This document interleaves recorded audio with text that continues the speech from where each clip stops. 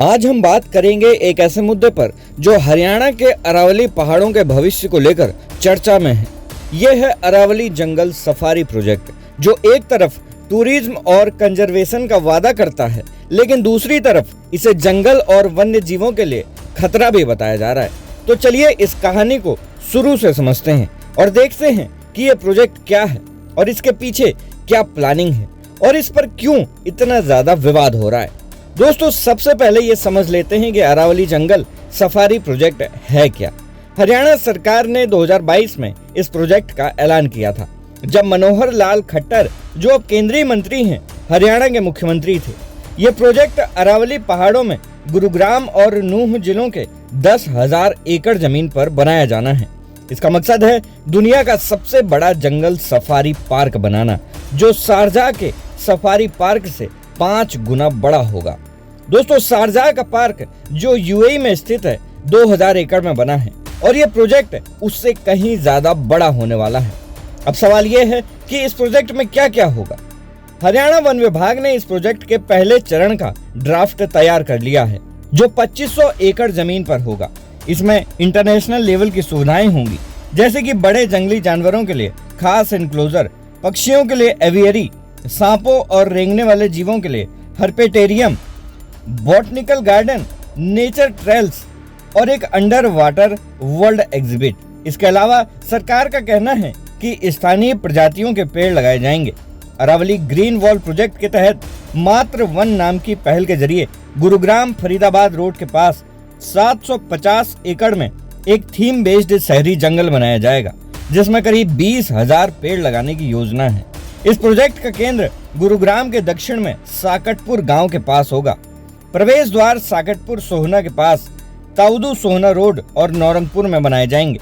सरकार का कहना है कि यह प्रोजेक्ट इको टूरिज्म और कंजर्वेशन का मिश्रण होगा, जो टूरिज्म को बढ़ावा देगा और साथ ही अरावली की प्राकृतिक सुंदरता और जैव विविधता को भी बचाएगा। हरियाणा के मुख्यमंत्री नायब सिंह सैनी ने इसे वन्य जीव संरक्षण की दिशा में एक अहम कदम बताया है। पूर्व मुख्यमंत्री खट्टर ने भी अगस्त में कहा था कि यह प्रोजेक्ट टूरिज्म को बढ़ाएगा और अरावली के प्राकृतिक, जैविक और ऐतिहासिक धरोहर को संरक्षित करेगा। लेकिन अब बात करते हैं इस प्रोजेक्ट की लागत और फंडिंग की। विशेषज्ञों का मानना है कि इस प्रोजेक्ट में 500 से 1000 करोड़ रुपए तक का निवेश हो सकता है, लेकिन सवाल यह है कि इतना पैसा कहां से आएगा। सरकार पब्लिक प्राइवेट पार्टनरशिप यानी कि पीपीपी मॉडल पर विचार कर रही है, यानी निजी कंपनियों के साथ मिलकर खर्च और विशेषज्ञता को साझा किया जाएगा। हालांकि कुछ लोग इसकी वित्तीय स्थिरता और रेवेन्यू मॉडल पर सवाल भी उठा रहे हैं। अब आते हैं उस विवाद पर जो इस प्रोजेक्ट को लेकर छिड़ा हुआ है। सुप्रीम कोर्ट ने हाल ही में हरियाणा सरकार को आदेश दिया है कि 15 अक्टूबर को अगली सुनवाई तक इस प्रोजेक्ट पर कोई काम न किया जाए। यह आदेश 5 रिटायर्ड वरिष्ठ भारतीय वन सेवा यानी कि IFS अधिकारियों और पर्यावरण अधिकार समूह पीपल फॉर अरावली की याचिका पर आया है। याचिकाकर्ताओं का कहना है कि यह प्रोजेक्ट पर्यावरण के लिए बेहद खतरनाक है।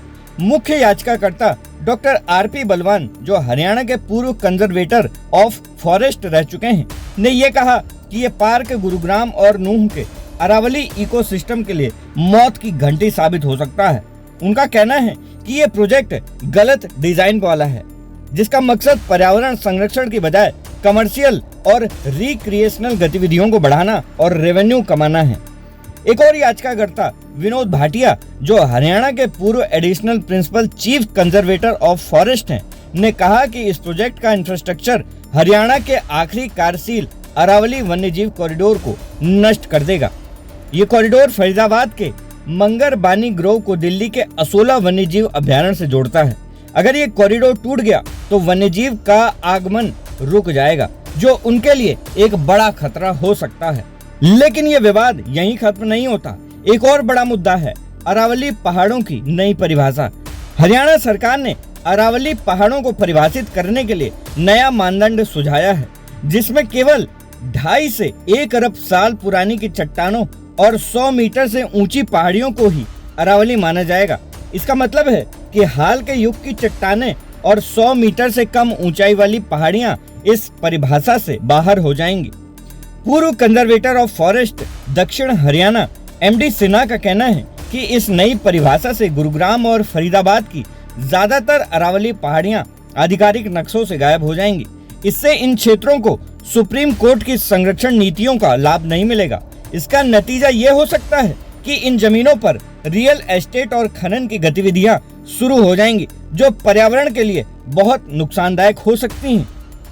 सिन्हा का कहना है कि अरावली की झाड़ीदार और कम ऊंचाई वाली पहाड़ियां भी जैव विविधता को बचाने, पानी को रोकने, गर्मी को नियंत्रित करने और दिल्ली एनसीआर की जलवायु को संतुलित करने में अहम भूमिका निभाती हैं। अगर ये पहाड़ियां खो गईं, तो धूल प्रदूषण, पानी की कमी और चरम मौसम की समस्याएं बढ़ेंगी, जिसका असर दिल्ली और आसपास के लाखों लोगों पर पड़ेगा। उनका कहना है कि इस नई परिभाषा से केवल कुछ बड़े भूस्वामी और कंपनियां इसका फायदा उठाएंगे, जो इन जमीनों का रियल एस्टेट मूल्य बढ़ाना चाहते हैं। हरियाणा के माइंस एंड जियोलॉजी डिपार्टमेंट का कहना है कि यह परिभाषा जियोलॉजिकल सर्वे ऑफ इंडिया की क्लासिफिकेशन पर आधारित है, जो केवल प्राचीन और निरंतर पहाड़ी श्रृंखलाओं को अरावली मानता है। उनका कहना है कि दूसरी चट्टानों को शामिल करने से अरावली दिल्ली फोल्ड बेल्ट की जियोलॉजिकल पहचान कमजोर हो जाती है। लेकिन सिन्हा का तर्क है कि पहाड़ियों की उम्र और ऊंचाई का उनके पर्यावरणीय महत्व से कोई लेना देना नहीं है। भारत के कई पुराने पर्वत जैसे पूर्वी घाट भी मौसम की मार से टूट चुके हैं, लेकिन उनका पर्यावरणीय महत्व कम नहीं हुआ। तो दोस्तों, ये है अरावली जंगल सफारी प्रोजेक्ट और इससे जुड़ा विवाद। एक तरफ सरकार इसे टूरिज्म और कंजर्वेशन का सुनहरा अवसर बता रही है, वहीं दूसरी तरफ पर्यावरणविद और पूर्व वन अधिकारी इसे अरावली के इकोसिस्टम के लिए खतरा मान रहे हैं। सुप्रीम कोर्ट का अगला फैसला 15 अक्टूबर को आएगा और तब तक इस प्रोजेक्ट पर काम रुका हुआ है। अब सवाल यह है कि क्या अरावली की प्राकृतिक धरोहर को बचाया जा सकेगा या फिर कमर्शियल हितों को प्राथमिकता मिलेगी? अपना जवाब हमें कमेंट सेक्शन में जरूर दें कि आप इस बारे में क्या सोचते हैं। सरकारी मंथन के लिए उमेश द्विवेदी की रिपोर्ट।